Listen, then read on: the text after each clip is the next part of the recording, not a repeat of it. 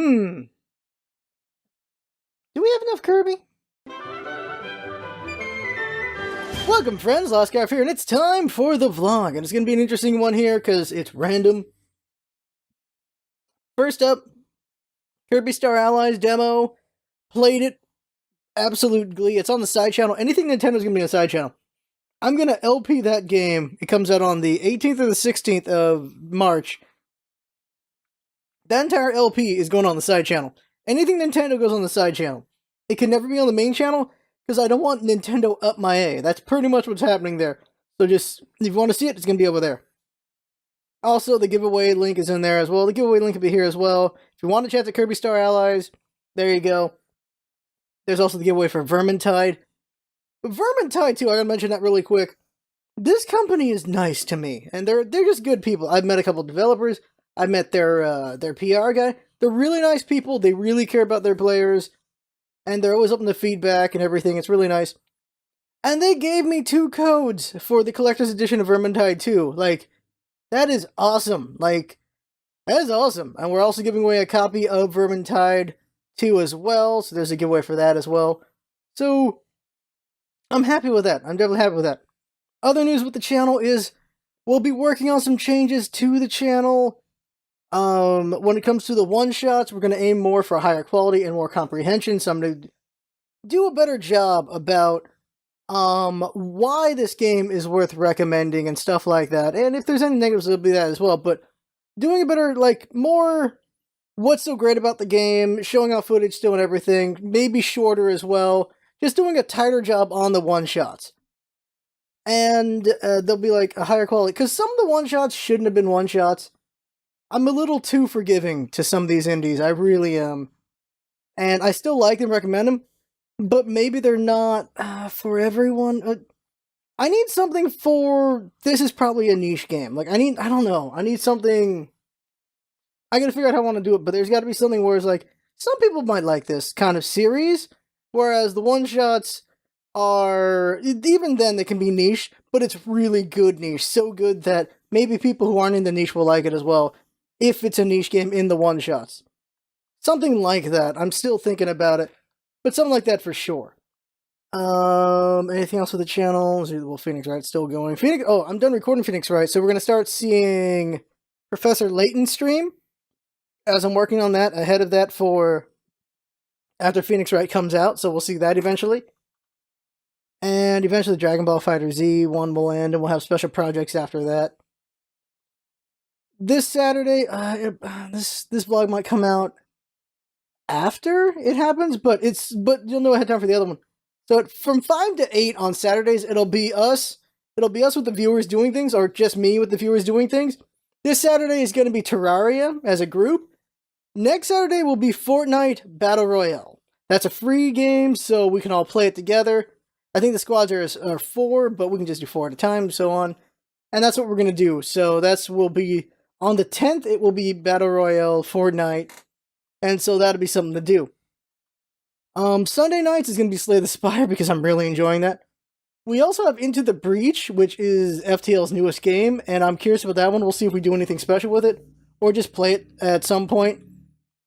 But, yeah, we have some pretty fun stuff coming up, so I'm happy with that, and we're going to do some changes to how we do content, because we've definitely stagnated a little bit, and because of that, we did a town hall meeting last week, and we talked with everyone, everything, and see where everyone's thoughts are, where they think it'd be better, and things like that. And it was really productive. It was definitely productive as heck.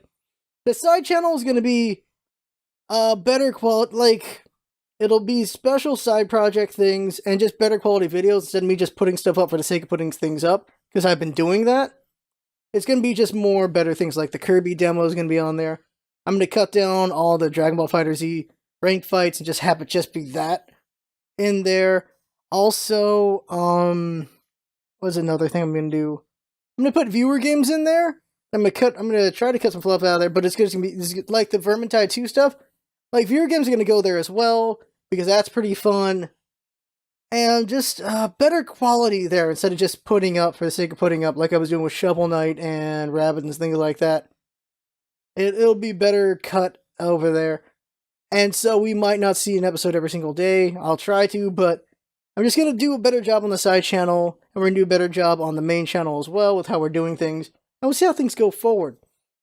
A big thing, though, is finally my job interview for the job I'm trying to get should be at the end of March, so we'll see how April or May is affected by that, and it should affect things not too majorly at first.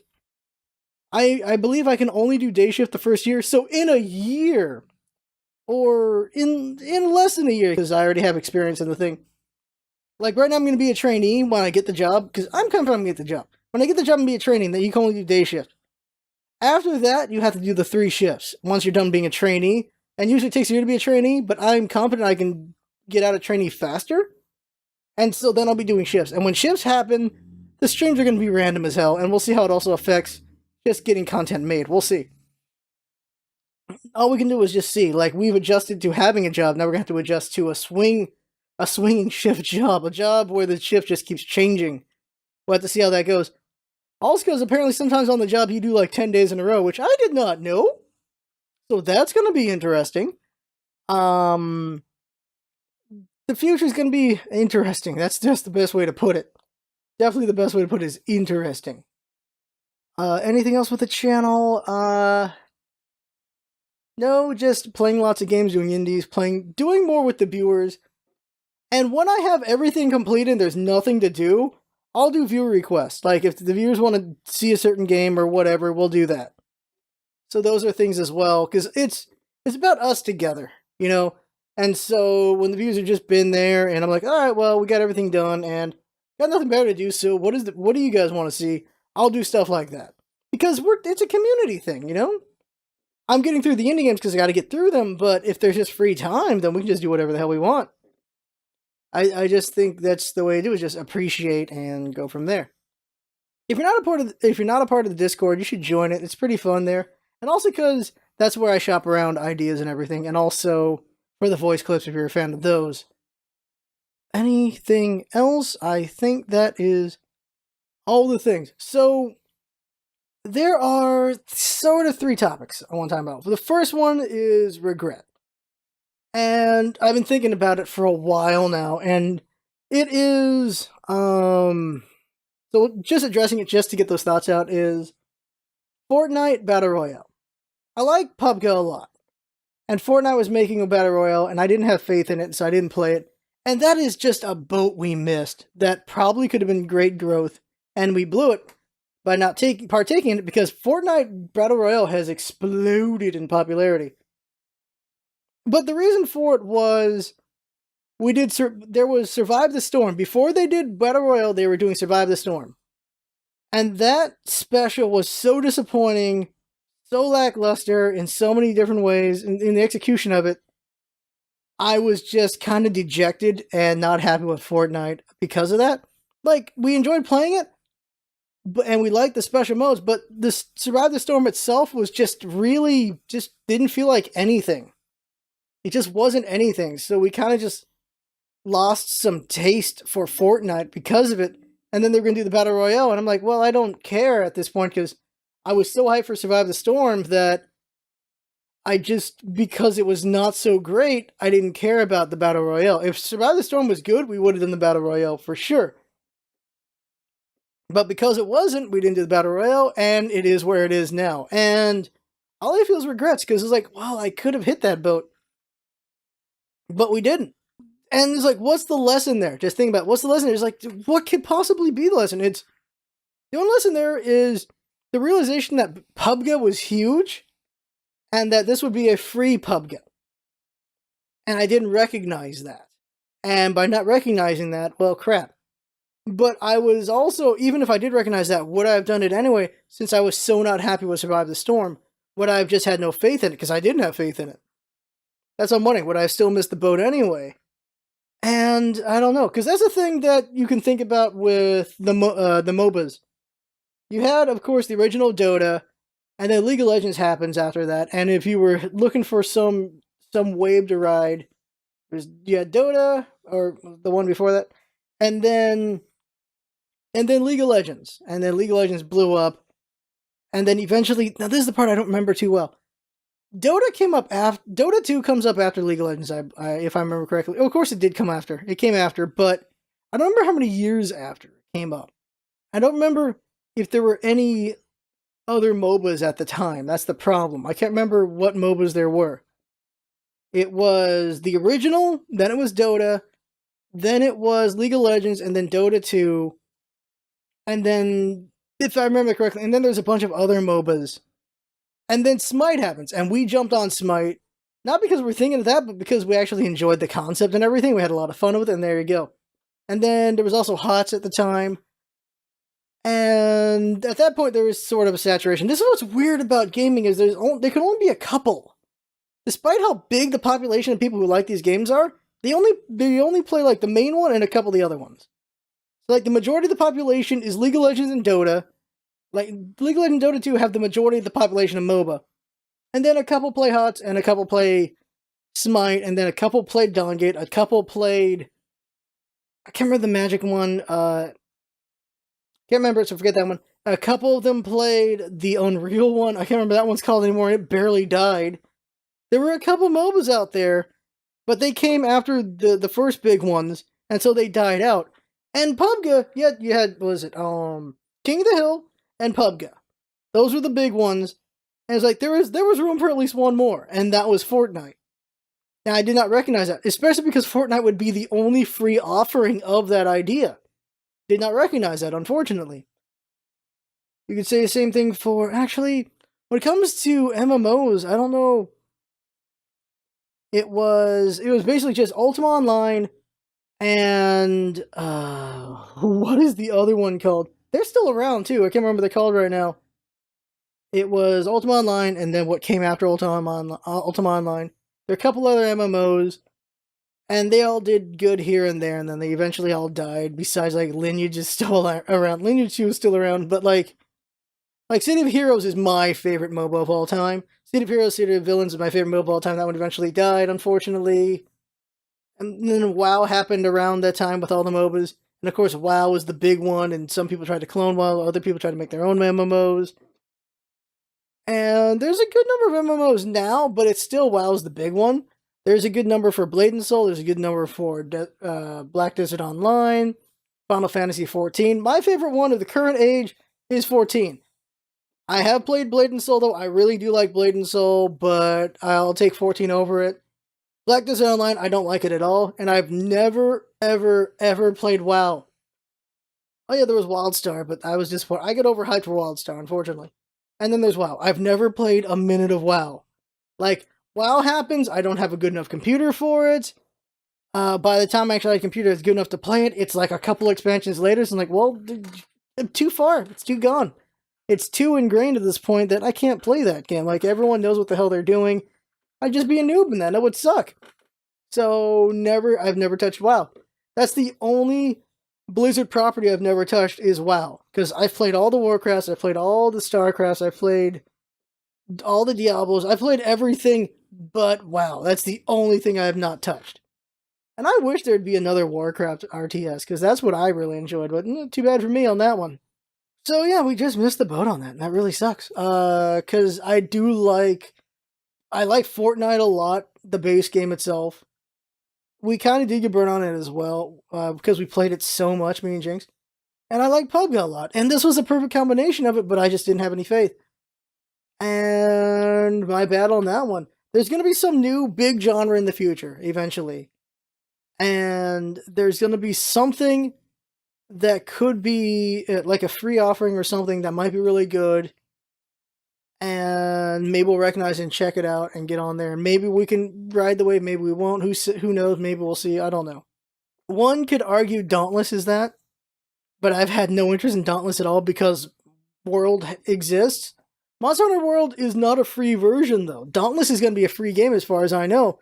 So that is something I actually should be checking out, but I'm not because I already know when Monster Hunter World happens, that's all I'm going to be doing. That's all I want to do. So I don't know. You could argue that Dauntless is something we should be looking at because it's going to be the free version of Monster Hunter. And Monster Hunter World is very popular. It's a good argument to make, but I'm just going to play the hell out of Monster Hunter World when it finally gets around PC. Like, Dauntless has an opportunity. If they could have gotten it done, if they could have gotten Dauntless done like right now, while Monster Hunter World is dominating the consoles and there's no PC offering right now, now is the time for Dauntless to come out, to be honest. If they come out right now, they'll be getting all the PC people and the Nintendo people who are just starving for a Monster Hunter, because there's no US offering for the Nintendo version of Monster Hunter, which is very unfortunate. So this is the prime time for it. And as far as I know, they're still just working on the game. They're not going for the release yet. And when they finally do the release, it might be when PC's already out. So I don't know how it's going to work out for them, but there's potential there for Dauntless. There definitely is. I just don't know if I want to spend the time on that or not. I really don't know, because we're swamped with so many things. And also, I just want Monster Hunter. I don't want Dauntless. I just want Monster Hunter. So I don't know. I really don't know. But those are food for thought. Is that the word? That's something we're thinking about. Other topics are. This is something that I just see a lot, and I see a lot of people feel guilty about things. And here's the thing. And there's two ways to this. One way is you should not feel bad if you don't like something everyone else likes. You should not feel bad if you like something that no one else likes. And at the same time, no one should make you feel bad for what you like and what you don't like. This is the thing is, let's say you're a big fan. You're a fan of Jason Todd. Oh my god, you're a fan of the Red Hood. No one's a fan of the Red Hood. You're a fan of the Red Hood. People give you crap because that's the worst Robin. He is definitely the worst Robin. And they just give you crap for it. They try to make you feel bad about it because you like the Red Hood. And they shouldn't. Like, people should be allowed to like what they like. They should definitely... I like how I'm crapping on while saying this. You should be allowed to like what you like. You should be allowed to like the Robin that you like. My favorite one is Carrie Kelly from The Dark Knight Rises. That's my favorite Robin. She's not even one of the main Robins, but that's my favorite one. But you should be allowed to like what you like, and others should be allowed to like what they like as well. And we shouldn't be giving each other crap for it. This is basically what I'm saying is, we shouldn't be giving each other crap for what other people like, and we should not be giving each other crap or feeling bad about if we don't like something. Like, if, like, this is going to be going too extreme on it, but when the Lady Ghostbusters movie happened, if a guy did not like that movie, they were accused of just hating women. It was really weird. That's the extreme. That's the extreme. And if a woman didn't like it, well, then they were accused of other things as well. It's weird. And it just wasn't a good movie. It just wasn't a good movie. But it was this weird argument, this weird hyperbolic argument of, if you didn't like this thing, then you're all against this whole thing. If somebody did not like Black Panther, I'd be confused and surprised, because I think it's an amazing movie. But there are those who would probably accuse them of not liking black people, which is really weird to do. Like, they just didn't like the movie. But there will be people who will go to the extreme because they exist, and we all know they exist, which is frustrating. There are extremely extreme people, and because of that, I think it makes us all a little scared to say things that we like or dislike. This actually bounces to a different thing. Isn't it weird how you can't openly be the majority on Twitter or social media in general? It's a very weird thing. You cannot celebrate being... You really can't celebrate being a guy. Like, yes, a lot of crappy things have happened to women, and so women are being empowered and everything, but I'm going to say not all men. It's not like all the dudes are having a great life or having a great time. Even men need empowerment too. They need pick-me-ups here and there, but if a guy says anything, or they're just questioning, like, if a guy wants to be included, or just would like to see a toning down of just all the female empowerment a little bit, because, like, they're just getting battered with it, they get a lot of crap for it, because they're the majority. Well, not the majority, but they've been on the side that's in power, even though they personally are not. Look, mansplaining, that's what pisses me off. There it is. Mansplaining. It's really frustrating when a guy is explaining something and he gets talked to as they're just mansplaining, when they could just be being helpful. Like, two extreme examples. One was there is a girl at baseball, and she does not understand how baseball works. And when you get a strike, it's a K. And so at the stadium, they'll put a K up, and when you get 3 strikeouts with a pitcher, you're going to see 3 Ks. And they're like, why aren't they taking down the horrible KKK sign? This woman was very offended. And people were trying to tell her, no, those are strikes. And every time it was a man explaining that, they were being accused of being a mansplainer, and they were just getting crap for it. And it's like, they're just being helpful. The funniest thing is when a woman corrects another woman, but because it's not obvious they're a woman, they get accused of mansplaining. Like, oh no, I'm a woman. What the hell are you doing? It's like, oh, sorry. And apologies around. It's like, what the hell? When an insult is your go-to thing, it's very not good. It's really not good.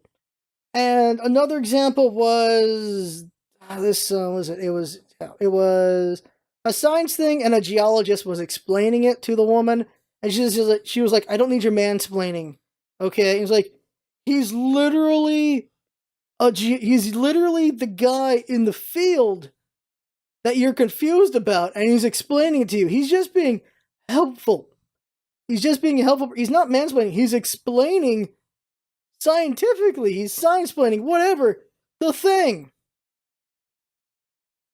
These topics from the beginning of this to this aren't actually related now that I think about it. They just led to this. It's not great. It's not great. So I think we're scared of talking at times because of this. Here's the overarching thing. We're scared of talking about things because of the overarching fear of accusations of things.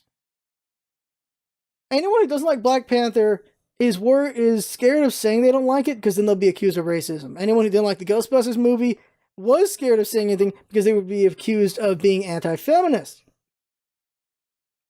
When I see a lady talk about something on Twitter and I know the answer to it, I just don't tell them anything because I don't want this mansplaining crap to happen to me. And on the other foot, there are women on Twitter that are like, no, tell me what I'm doing wrong. Tell me this and that. Because I don't want to just keep falling for these mistakes. And it's like, well, we can't. Guys can't explain these things. You have to rely on another woman to do it. We have to wait for another woman to do it because we don't want to get crap for explaining things. Because then it becomes mansplaining. Because it's been used so aggressively and so toxically. It's very unfortunate. And it's because of the scope of what I see. Like, because I follow a lot of artists. And I follow a lot of people. And because of that, I run into a lot of gender fluidity, a lot of trans stuff, a lot of LGBT stuff. And what bothers me is you can't make it worse. You can't just be a straight person on social media anymore as well. You get crap for it because it's so weird when cis is used as an aggressive insult from an LGBT person. It's so weird. By aggressively attacking people who are not actually against you, you're just creating enemies you don't need, and it's so weird when that happens. This actually touches back to last week with the whole feminism thing where, like, Emma Watson's just doing her pictures and she's accused of being anti-feminist somehow when she's all about equality and everything because she did these sexy pictures because she's an object and all those things. And it's like, you can't. Attacking each other isn't good. But also attacking potential allies isn't good either. There are plenty of men who are feminists, and they will fight for their female friends and everything. But then they get crap from other women because they're all about only women. And it's very frustrating because you can't win. You can't win that way. You really can't. You need allies where you can get them. And so it's always weird when you have aggressive minority attacking majority. That's really the overarching thing as well. Aggressive minority attacking majority and attacking innocent majority. People who could be your allies, who are your allies, but you're scaring them off because you're attacking them. And so it's always weird to me when I see like women attack men who there's no reason to attack them, or I see LGBT attacking just straight or whatever could be their ally just because they're not actually them. Like they don't know what they've been through, of course, but they're not attacking them like other people are attacking them. Because LGBT gets plenty of bad things happening to them from ignorant people. But when But when LGBT ignorantly attacks back, that is not helping with their struggle. That is not helping at all. You're hitting innocent people is never helpful. It's never helpful to do that. And so it's frustrating to see it when it does happen because you're just scaring off potential allies. That's not really great. Just talking about social media and what I see with that. Like, for me, whatever you want to be called, I'll call you that. I'll call you what you want to be called because I accept people for who they are.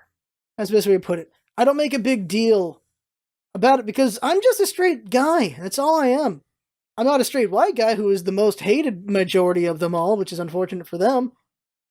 Because it's like, a straight white guy cannot be proud of being a straight white guy because they'll be accused of so many things, and it's very unfortunate. Because they're not a person in power. They're from a group that has had power or privilege or whatever, but the individual person could have like a really crappy life. They could have none of these advantages they're being accused of having, and it just really sucks for them. I'm being a bleeding heart right now, I think, on that one. There's one I really rail against, that is check your privilege. Like, everyone has privilege, they should acknowledge their privilege and this and that. It's like, sometimes there's just no privilege. Sometimes there's just no privilege at all.